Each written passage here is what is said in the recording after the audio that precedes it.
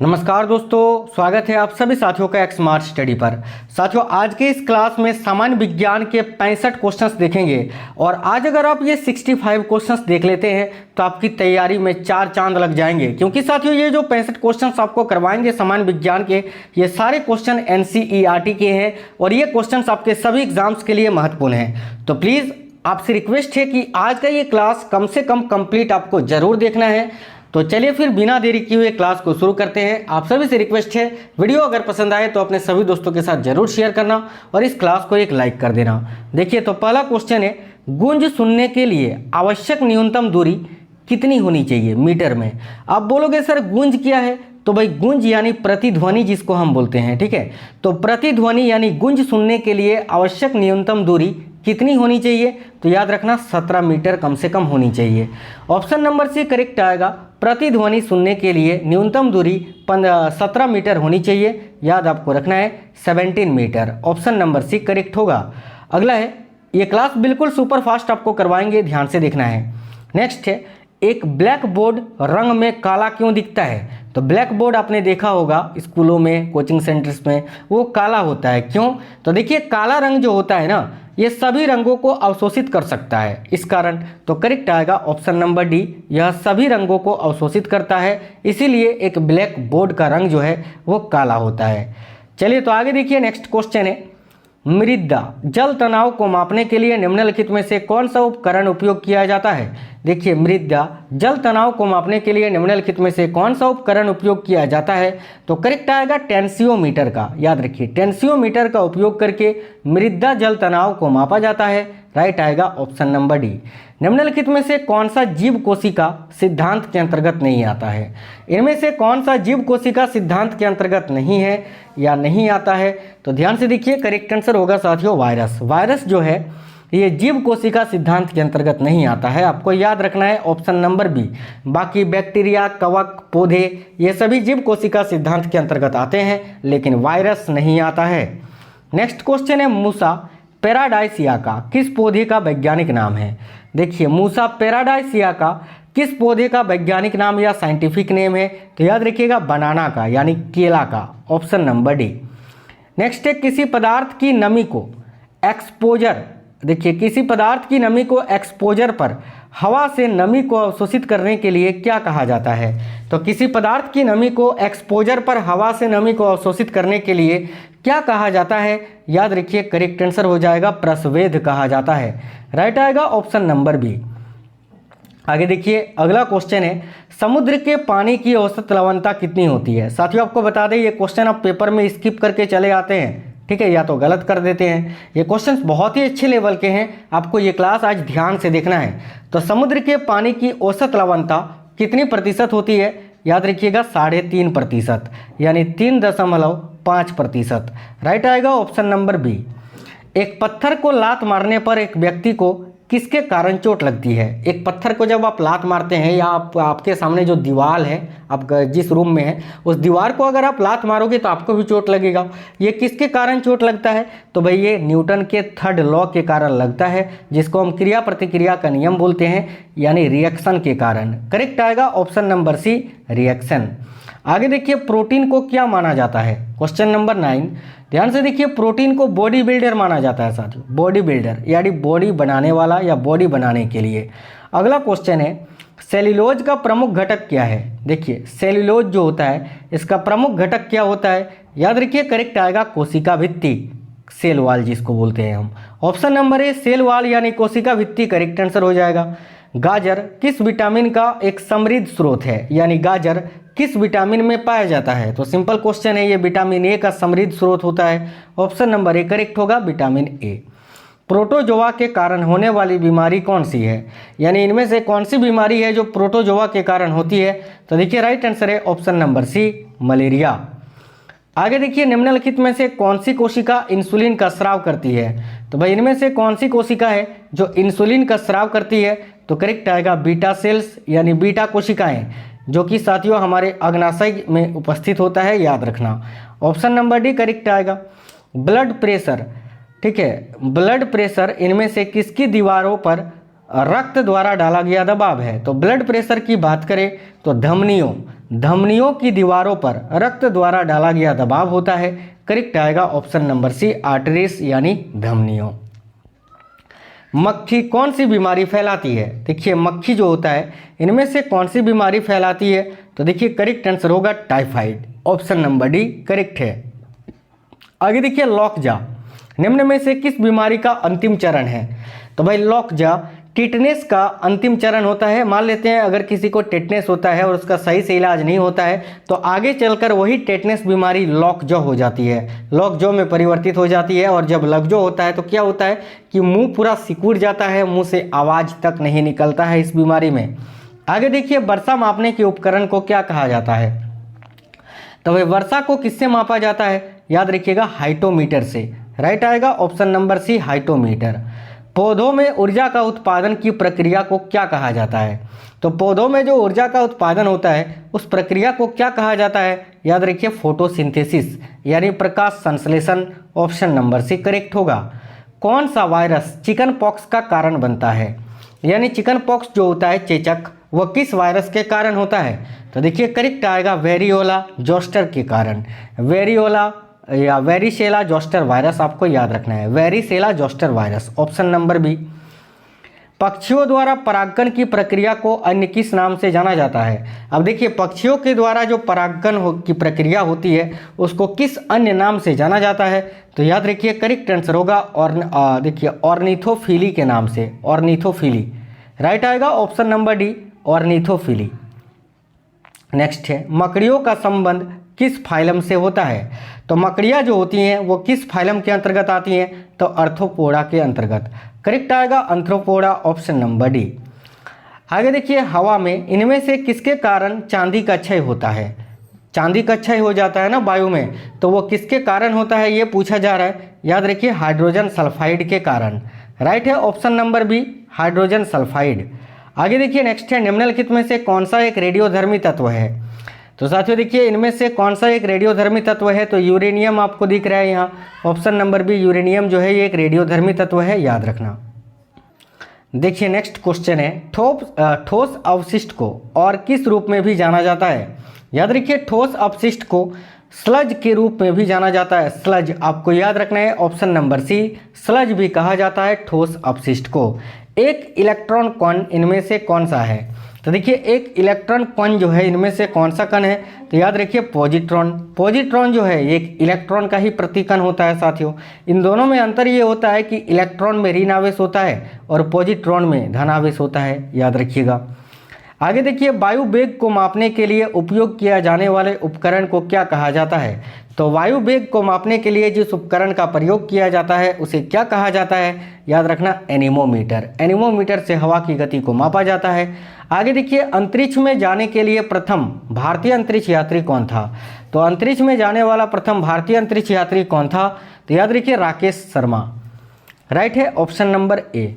आगे देखिए acacia arabica किसका वैज्ञानिक नाम है? तो भाई एकेसिया अरेबिका ये किसका वैज्ञानिक नाम है? तो याद रखिए बबूल का। बबूल का जो पौधा होता है उसी का ये वैज्ञानिक नाम है एकेसिया अरेबिका, याद रखना। नेक्स्ट है देखिए कैनिस बुल्पस किसका वैज्ञानिक नाम है? तो कैनिस बुल्पस ये किसका वैज्ञानिक नाम है? तो याद रखिए करेक्ट आएगा फॉक्स, लोमड़ी का, ऑप्शन नंबर सी करेक्ट है। अगला है एकाग्रता ढाल के खिलाफ सेल की आवाजाही को क्या कहा जाता है? देखिए एकाग्रता ढाल के खिलाफ सेल की आवाजाही को क्या कहा जाता है? तो करेक्ट आएगा संक्रिय ट्रांसपोर्ट यानी एक्टिव ट्रांसपोर्ट जिसे हम बोलते हैं। नेक्स्ट क्वेश्चन है सबसे भारी प्राकृतिक तत्व क्या है? तो इनमें से या फिर सबसे भारी जो प्राकृतिक तत्व है वो क्या होता है? तो याद रखिए करेक्ट आएगा यूरेनियम, ऑप्शन नंबर ए। निम्नलिखित में से कौन सी सामग्री बहुत ठोस और बहुत लचीला होती है? तो इनमें से कौन सी सामग्री है जो बहुत ठोस और बहुत लचीली होती है?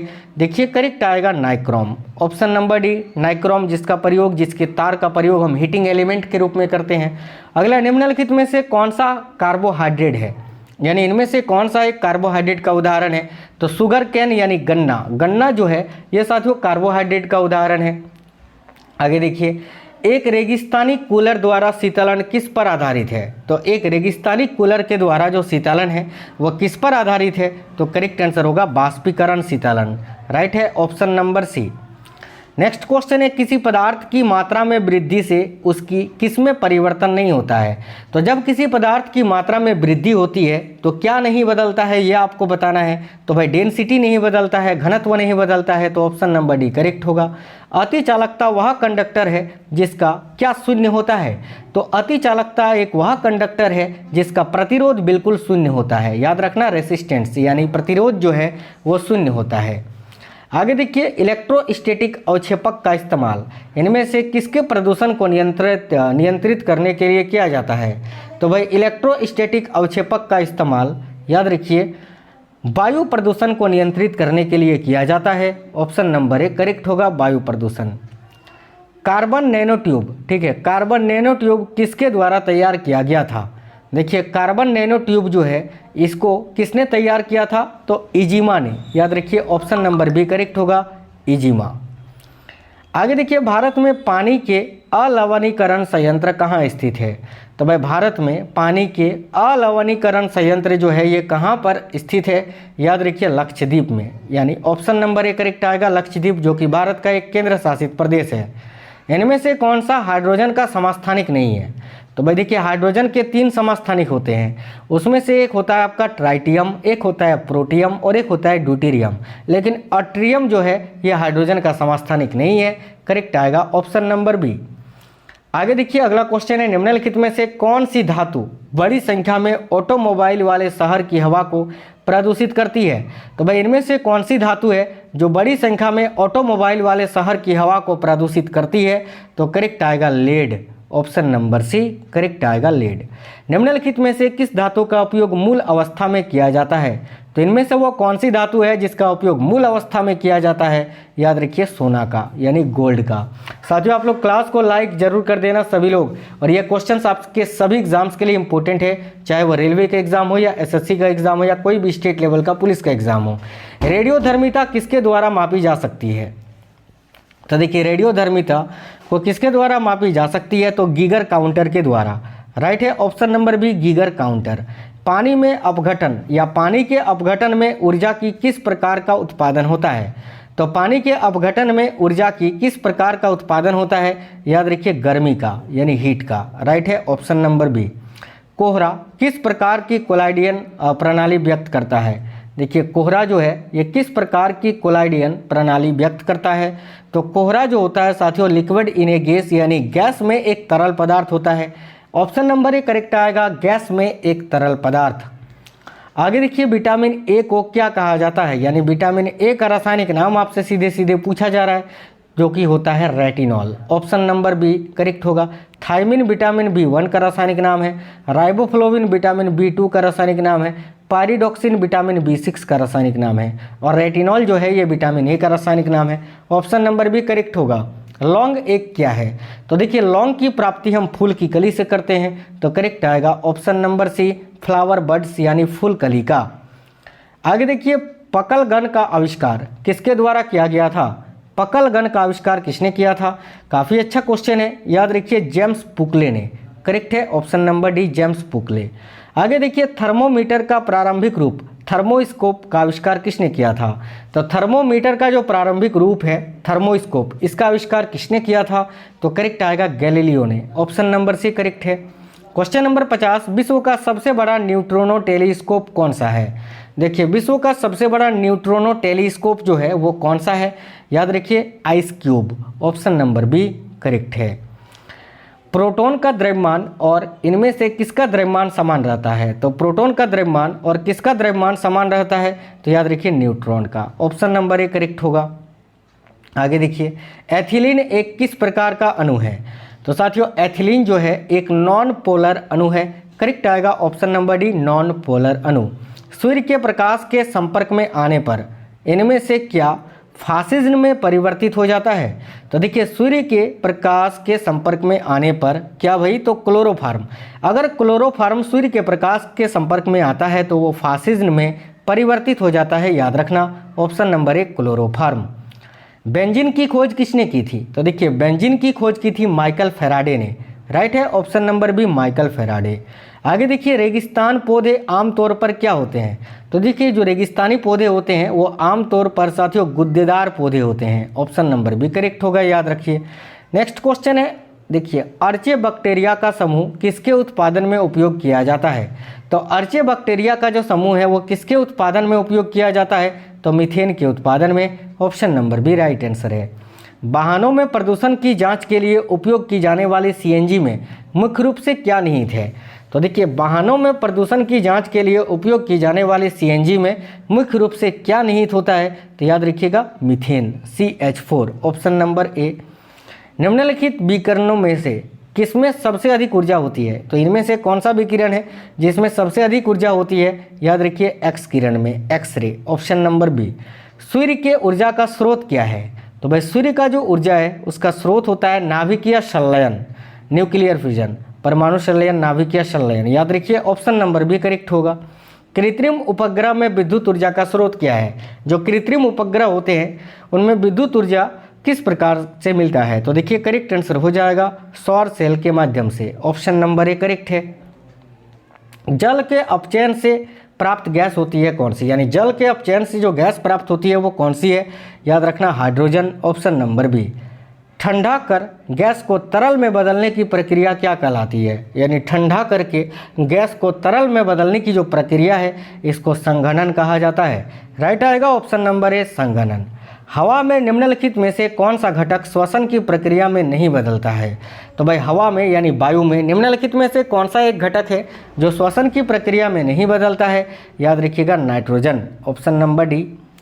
आगे देखिए आम को परिपक्व करने के लिए प्रयोग किया जाने वाला रसायन कौन सा है, यानी आम को पकाने के लिए किस रसायन का प्रयोग किया जाता है, याद रखिएगा कैल्शियम कार्बाइड का।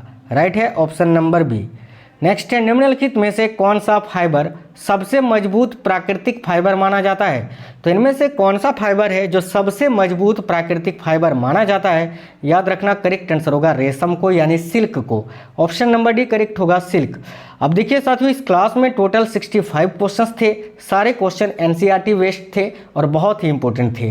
तो ये क्वेश्चंस कैसे थे आप हमें कमेंट बॉक्स में जरूर बताइए और इस वीडियो को एक लाइक और अपने सभी दोस्तों तक फैला दीजिए। साथ ही क्वेश्चंस आपके सभी एग्जाम्स के लिए इंपॉर्टेंट थे, चाहे वो railway, ALP, technician, RPF, NTPC, group D, SSC, MTS, CGL, CHSL, CPO, GD।